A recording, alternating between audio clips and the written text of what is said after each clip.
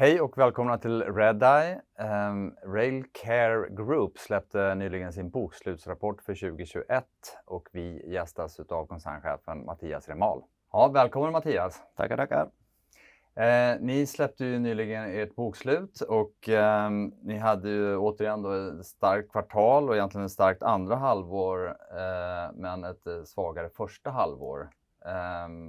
Hur skulle du vilja sammanfatta året? Nej, det är en väldigt bra sammanfattning. Det har varit, första halvåret var inte det bästa. Andra halvåret har varit väldigt, väldigt starkt. Med väldigt hög beläggning och det är framförallt transportverksamheten som är det som har utmärkt sig mest positivt. Ja.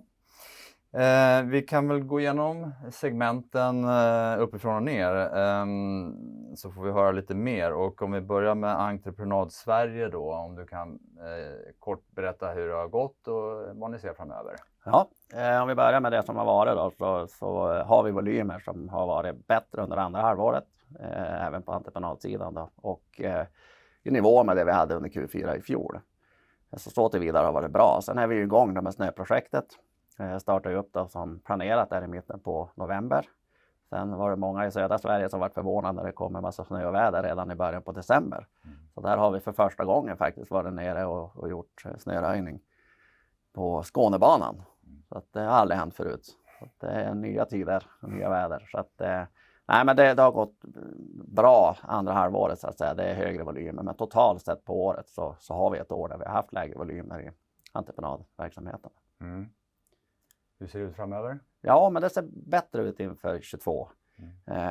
Vi har mer jobb som vi ser framför oss än vad vi såg vid den här tidpunkten i fjol. Så att ja, det ser lite bättre ut att göra. Ja. Och utlandet? Ja, England ungefär som i Sverige. Trögt första halvår, har sett bättre ut och framförallt England som vi har pratat om tidigare är ju där har vi säsongen under vinterhalvåret. Så att i Q4 har vi fått upp volymerna, vi har också förbättrat resultatet. Och det är väl egentligen två delar där som man ska nämna då. Det är framförallt de kostnadsbesparingar som vi har gjort. Vi har minskat kostymen i England så att vi har fått bättre marginaler. Och sen har vi även sålt ett lok i den danska verksamheten som har en engångskaraktär, en post av engångskaraktär så att säga, som genererar 2,6 miljoner i vinst. Ja.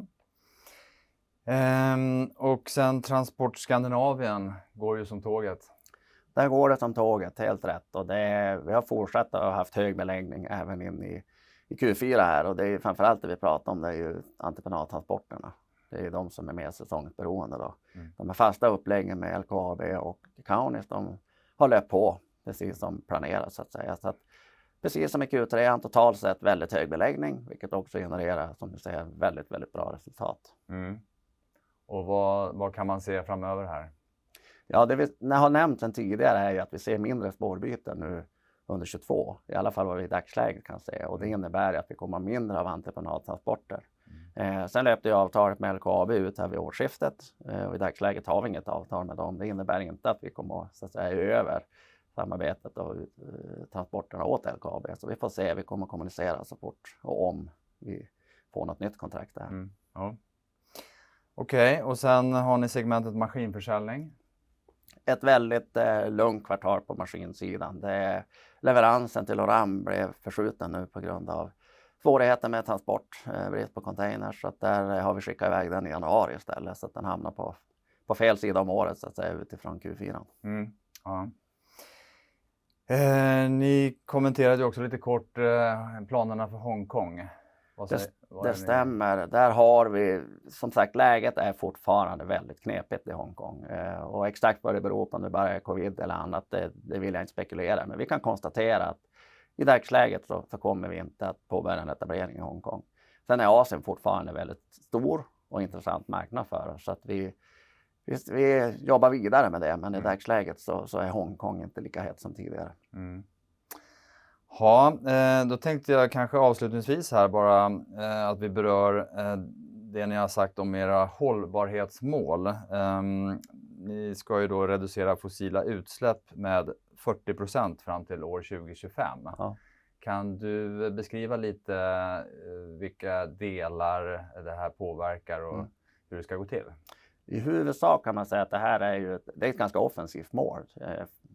det är så att säga 40% är mycket på 4 år. Nu har vi basåret 2020, men det handlar om det är att det är framförallt att byta ut lok, motorbyten eller att vi hyr in lok som är mer miljövänliga. Den andra delen är ju utvecklingen av MPV:n. Och att vad vi också kommunicerar i samband med det var att vi ska utreda nu att kunna ta ner så att säga, strömmen från kontaktledningen istället med hjälp av en strömavtagare. Och kunna ladda batteriet på spåret och inte via 2 hål i väggen. Då. Så att det är egentligen maskiner och lok, kombinationen där. Att nyare motorer, nyare maskiner och att helt och hållet övergå till batteridrift. Ja, spännande. Tack så mycket för att du kom hit Mattias, på återseende. Tackar.